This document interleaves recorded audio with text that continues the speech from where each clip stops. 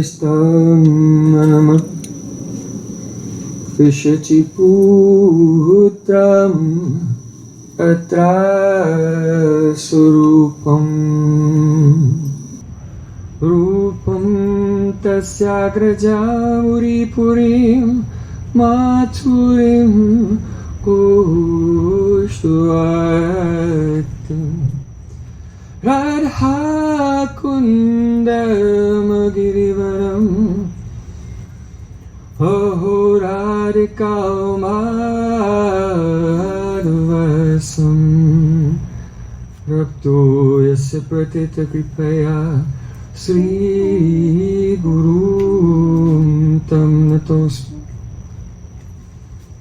Gurave Gaura Chandraya Radhikai Tadale Krishnaya Krishna Bhaktaya Tad Bhaktaya Namo Namah Ananda Leelamaya Vigrahaya He Mabhadivyatschavi Sundaraya Tasmai Mahapremarasapradhaya Chaitanya Chandraya Namo Namaste Chaitanya Chandraya Namo Namaste Chaitanya Chandraya Namo Namaste Bhaktya Vihina Aparada Lakshe Chilkasya Kamadi Toram Kamadi Kripa Maitam Shanam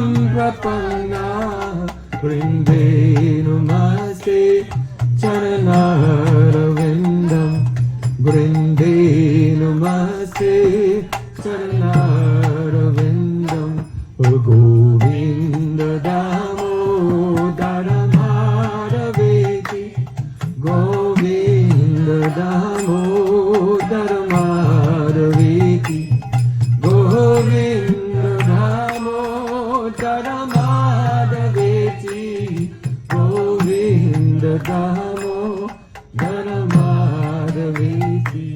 Everyone.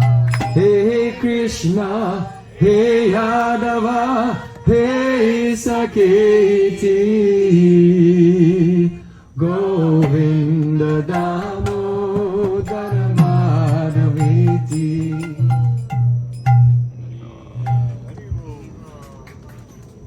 Sham Sundar Shikanda Shika Smaha Smurli Manara Radhikara Sikamama Kripanidhi Supriya Charna King Kuru Tavaivasmi Najivami Tayavina Tivikaya Devi Tum Namam Charnantikam. First of all, I offer my Sastang Dandavat Puspanjali, my heart like flowers millions and millions of times at the lotus feet of my holy master, my supremely worshipable spiritual Gurudev, Asmadiya Paramaradhatama, Guru Pada Padma, Nityalila Pravishta Om Vishnu Pada, Ashtotar Sata Sri Rupanuga Acharyavarya, Srila Bhakti-Vedanta Narayan Goswami Maharaj. Secondly, I offer my pranam to Pujapad Sri Bhakti-Vedanta Bhagavat Maharaj, Pujapad Srimati Shamarani Didi, and to all of our Sri Rupanuga Gaudiya Guru Parampara. And finally, I offer my pranam to all my dear brothers and sisters, all the assembled Vaishnavas and Vaishnavis. Vanchakalpaturupastat Kripa Sindhuveta Putitanam Pavanebhyo Vaishnavebhyo Namo Namaha. So we are very fortunate that we could gather together for 3 days, especially to discuss the glories of Sri Guru-Tattva and to celebrate the divine Tirabhavtite Mahotsav, the disappearance day of our most worshipful Gurudev, Srila Bhaktivedanta Narayan Goswami Maharaj. So Vaishnavas have requested, because as you know, at the beginning of a meal, the first thing you have to take is the very bitter things to increase digestion. And so they have requested that I should speak first in this festival.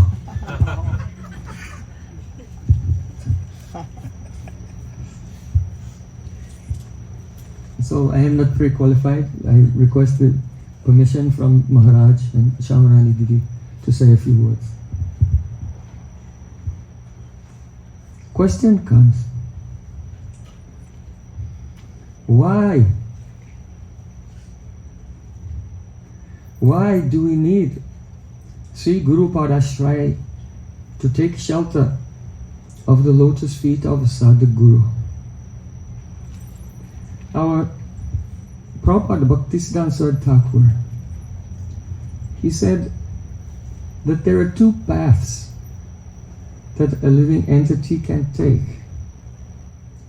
The first path is called Arohapanta, the ascending path. That is the mood of an elevationist, the person who by his own strength and by his own endeavor tries to elevate his position from where he is now to some imagined utopia. The other path is Avarohapanta. Avarohapanta means the path of seeking the Sreya, the ultimate goal of life, what is supremely auspicious to us, not by virtue of our own power, not by virtue of our own strength, but by surrender and depending on the power and the strength which is Avaroh, descending to us, purifying us and lifting us up towards our goal of life. Now, generally speaking, this Avarohapanta is unheard of almost, and it is not observed. Generally, a living being in this world is absorbed in the Arohapanta. He's thinking, by my own strength, I will elevate myself. The problem is that this process of self-elevation leads to complete puzzlement. It leads to frustration, bewilderment. What happened? First of all, the first path, Arohapanta, of elevationism, is karma. I will work, and by my work I will create a better situation for myself. So we see that in the world, practically 99.9% of all persons are thinking, I'll better my position by my own strength. So, this is very problematic. Why? Because this atmosphere in which we find ourselves is the atmosphere of decay. If you leave a fruit on the table for a few days, what happens? It goes rotten. If you leave some flowers for a few days, they go rotten. So every plant, every animal, every human being, every country, every planet, every universe here is in a state of decay. Everything disappears. Throughout history there were many great and powerful men, but they lost their power and their greatness and disappeared and were forgotten. Empires rise and fall. The oceans have dried up and mountains have tumbled down. And even the pole star, which we think that we can count on, is fixed in the sky. Even the pole star has lost its position. And the whole universe became filled with water, flooded. And there was the pralay, annihilation. So everything here meets with, sooner or later, decay, destruction, and annihilation. So then, what is the question of elevation by our own power? What will be the result of it? We'll see after so much perspiration and desperation that everything disappears and we're left with zero, nothing. So the path of karma is not valuable. The next path of the Avaroha is the path of the Jnanis. So Lord Brahma has said, Sreya sitim bhakti mudasyate vivo Klishyanti ye kevala bodha labdaye, Klesama so kleshala eva syate, Nanyatyata stula tushavagatinam. That are those persons who leave aside the path of bhakti and try by their mind, by their intelligence, and by their jnana sadhana to know the truth, then what is the result that they get? Their path is full of suffering, and in the end they get nothing. Exactly like a person who is beating the husk of rice.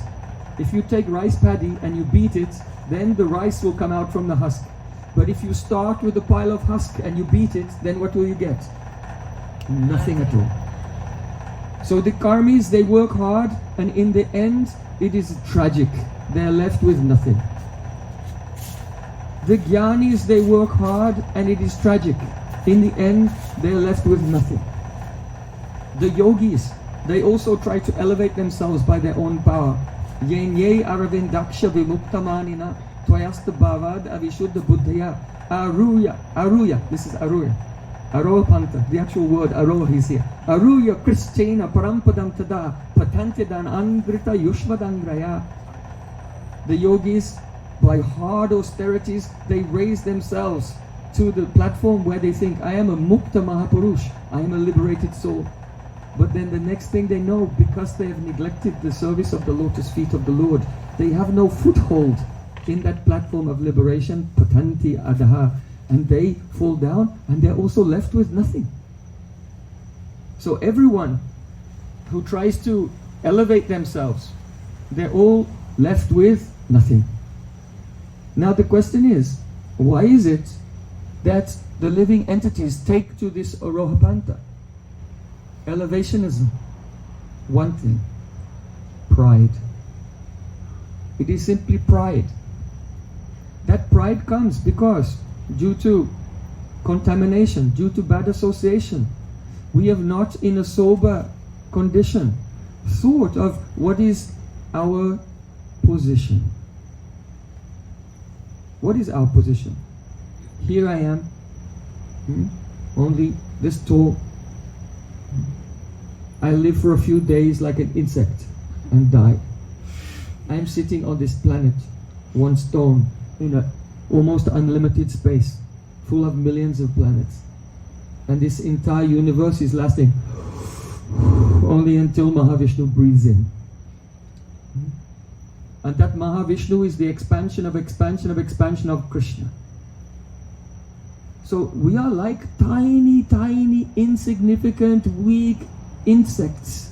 And we are thinking, oh, I will find the truth. And that Param Sattva, that Parama-tattva, that Supreme Truth, it's Krishna. I will discover that Supreme Truth by my own power. It's quite pathetic. So we are like only like frogs in the bottom of a deep, dry well, just trying to jump. Jumping a few inches and thinking we'll get out of the well. It's a very pathetic situation. Very pathetic. So how can we make a resolution to this situation? How can it be solved? So for this, Prabhupada Srila Bhaktisiddhanta Swami Thakur, he has quoted from the Old Testament, Psalms 6, number 6. There it is said, oh, I am weary because I was lamenting the whole night, and I have watered my couch with tears. When the living entity realizes, I am very small, insignificant and pathetic, and I have no chance, I am in a completely hopeless position, then he has to water his couch with tears, weep piteously. And then what will happen? Because the Supreme Lord is the best friend of all, and he is very affectionate, so he will personally appear before our eyes in the form of Sri Guru. When the living entity is crying and reaching out towards God, and God, his heart melting, reaches out towards the living entity, the place where the two endeavors touch, that is Sri Guru. So Sri Guru appears before us. How? Oh, completely proficient in all Vedic Shastra, Veda, Vedanta, Upanishad, Purana. Completely peaceful, with all senses completely under control. And by his powerful words, he can cut away our attachment to our mind. Because the Arohapanta, the tendency to become involved in elevation by your own activities, karma, or by jnana, the desire for liberation, or by yoga, this tendency is actually manasa veg, you know, vacho vegam, manasa krodha vegam. So vacho vegam, you know, is the urge to speak, which disturbs the mind. But the manasa veg, the urge of the mind, is to endeavor on the arohapanta. This is the urge of the mind. And so our mind, even though our mind and body seems to be our friend, it is a very deceitful friend. Can you imagine what it's like? If you have a friend, you think he's your friend, but actually he's a traitor. He's deceitful. Atmaiva mripunatmanaha. Krishna said in Bhagavad Gita, the mind is your enemy. But we think our mind and our body is our best friend. We love it so much. But that friend is full of deceit. And at every turn is telling us, oh, go by this path. Go by this arohapanta. And waiting for us is a very unpleasant surprise at the end of that path. The complete defeat and loss of everything. So how can one become free from that deceitful friend? When Sri Krishna mercifully appears before us in the form of Sri Guru, by listening to the words Guru Mukha Padma Vakya Chitete Kori Akya, the words of the Sri Guru, they cut away our attachment to that deceitful friend and thereby save us from great disaster, save us from great calamity. And by hearing the words of Sri Guru, then that mind, which is so dangerous and full of offenses, it runs away. Like an elephant runs away when a lion roars in the forest. Like the darkness of night disappears when the sun is rising at dawn. So Srila Bhaktisiddhanta Thakur, he said, when we hear the words of Sri Guru, at that time, that deceitful friend, our mind, it becomes, he said, the mind that broods over its woes becomes like a scorpion girt by fire. So he's actually quoting a poem by the romantic poet Lord Byron. So Lord Byron here, he was saying that he was talking about the tendency for suicide. When a person is suicidal, then they brood over guilty woes. Their mind is thinking, oh, everything is bad, everything is bad. And they become like a scorpion girt by fire. Do you know what happens when a scorpion is surrounded by fire? And the fire is closing in? Exactly. It has a sting which is for killing others. But when he's surrounded by fire and the fire is closing in, rather than being burnt alive, then he turns his sting on himself and he kills himself. So this is what happens when we hear the words of Sri Guru. Our mind becomes like a scorpion girt by fire. That means lamenting again and again, Amara jivana sada paperata nahiko punya lesha. I am so sinful, I am so wicked, I am so offensive, I am very enthusiastic to give pain to others. Brooding over our guilt. In this way, gradually the mind becomes weak and loses strength, and then the mind is digested. Jarayati asu yar kosham nirgrinam analoyata. In third canto of Srimad Bhagavatam, when one is practicing the path of Bhakti Yoga, then just as one eats food, the food is digested automatically without any endeavor. So similarly, when one takes to the path of Bhakti Yoga, then the subtle body, the mind that was causing the bondage of the soul to the material world is digested. He self-implodes. So Sri Guru appears mercifully before the conditioned soul and he tells the path of Avarohapanta, the descending path. What is that descending path? Tadvidhi pranipatena pariprashnena sevaya upadekshyanti te jnanam jnaninas tattvadarsinaha. One should try to know the truth by approaching the spiritual master with three things. Pranipatena means falling down on the ground like a stick. It means adopting the mood of prostration, to be at every moment in a state of prostration before the Supreme Lord and His representative. Pariprashnena, to inquire, to ask questions. And sevaya, to become fully engaged with all senses and mind, by body, mind and words, in the service of Sri Krishna's representative, Sri Guru. This is the process by which one can understand the truth. The meaning here is that our chitta, our psychological body, has so many vrittis. These are called chitta vrittis. And these are coming by the samskars, the impressions of our past activities are controlling us. The thoughts that we're having now are emanating from the samskars, the impressions born from past activities in this life and previous lives. But the avaroha panta, the descending process, means to approach Sri Guru and have within the mind only three vrittis. Pranipat vritti, pariprashna vritti, and seva vritti. Nothing else. To forget everything. Who am I? Where am I? Where am I from? What is my gender, age, all these things. Everything related to the body. Forgotten. And the only vrittis are pranipat vritti, the mood of prostration, always bowing down before the wonder and greatness of Sri Krishna's representatives. Pariprashna means asking questions. Atato Brahma Jigyasa. Actually, our entire sadhana is asking questions. Everything, all our sadhana is the jigyasa, inquiry. Hare Krishna, Krishna Krishna, Hare Hare, Hare Rama, Rama Rama. What does it mean?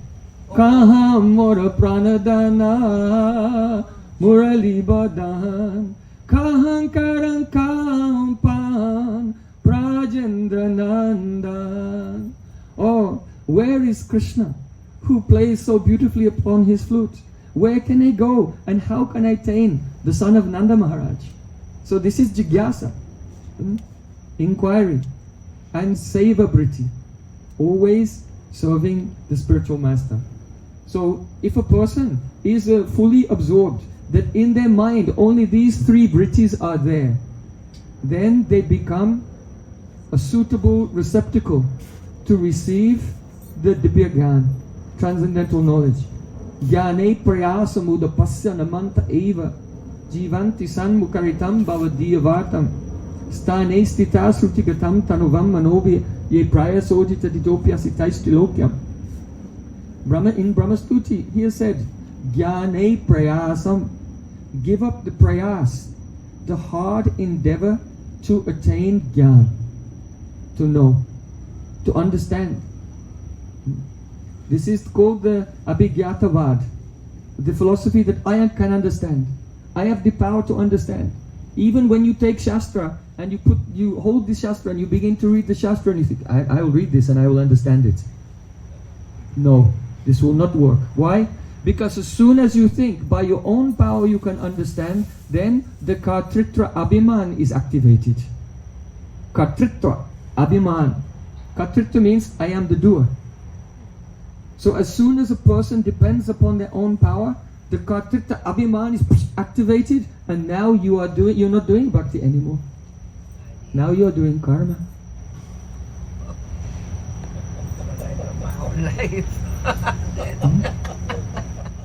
So my Gurudev, he used to say, when you open the Shastra, you close your eyes and you fold your hands and you weep and you beg.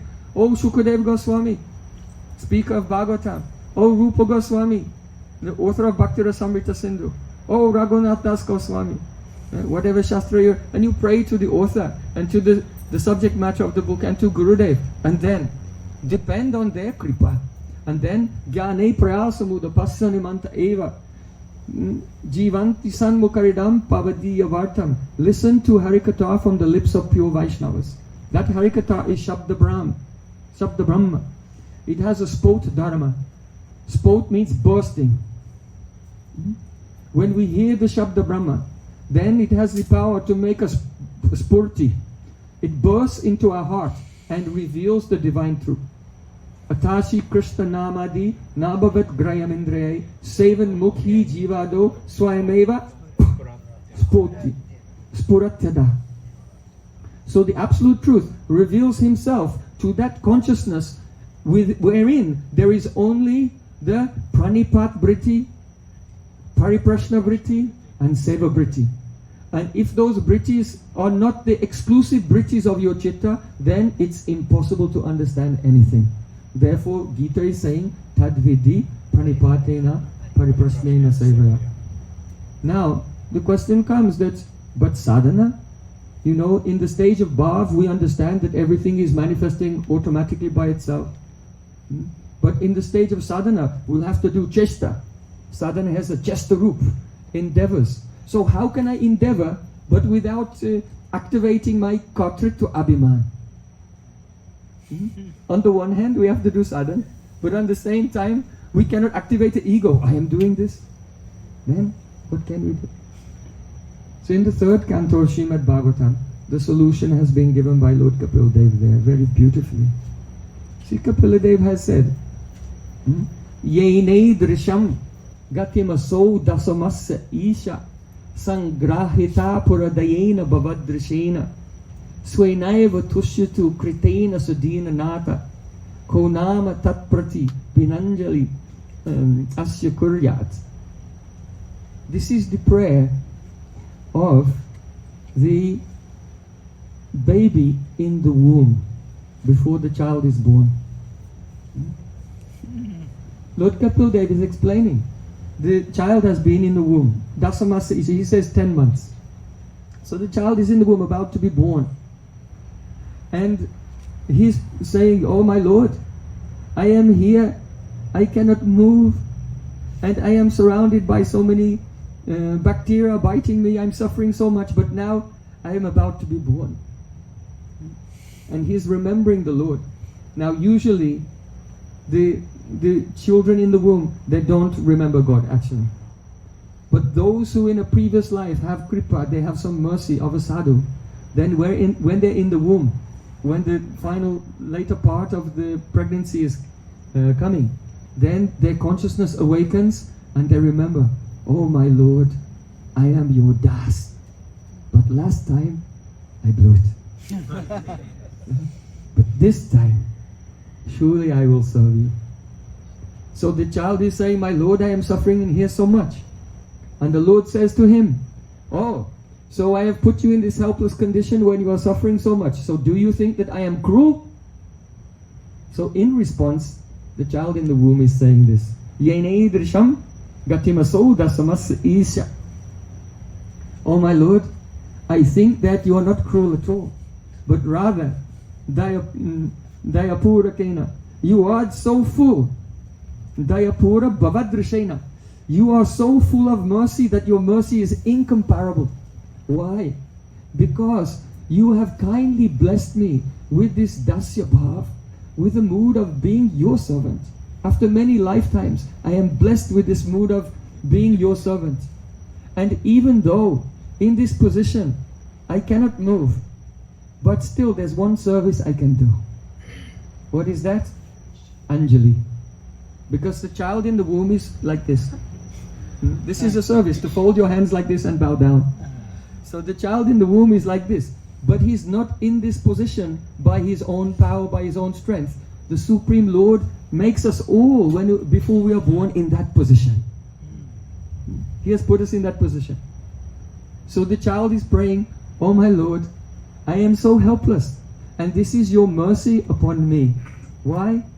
Because by being in a helpless position, then my bhav of Bhagavad Adhinata, that I am subordinate to you, can become nourished and become perfect. So this is your mercy upon me.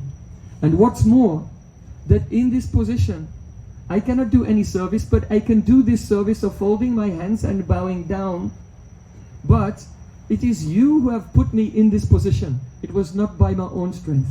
So my Lord, I am begging for your kindness that you will be satisfied with me, that you will be satisfied by this service that you yourself have done through me by placing my hands together in this position of Kritanjali. So this bhav is very profound. So don't think that now you've all popped out and you're walking around, that you should give up that mood that was there in the womb. Why? Because even though we engage in sadhana, but our sadhana is not the arohapanta, by our own power, by our own effort. Our sadhana should not be done with the activation of the kartritva abhiman, the mood that I am the doer. But rather, one should think that if I am inspired to put my hand in my japamala and chant, then it was the mercy of Gurudev who is inspiring me to engage in this sadhana. If I have an opportunity to render some service, it was the mercy of Guru and Krishna who gave me this opportunity. And if in this opportunity I perform that service, then the capability to perform it also came from the mercy of Guru. So in this way, one can become free from the arohapanta, from kartritva abhiman, from the mood of karma, and in a spirit of surrender be absorbed in pure bhakti, knowing that every devotional activity, the taste and inspiration is coming by the kripa of Guru, the opportunity is coming by the kripa of Guru, and the capability to do that seva, everything is coming by Guru. Srila Gurudev Ki Jai.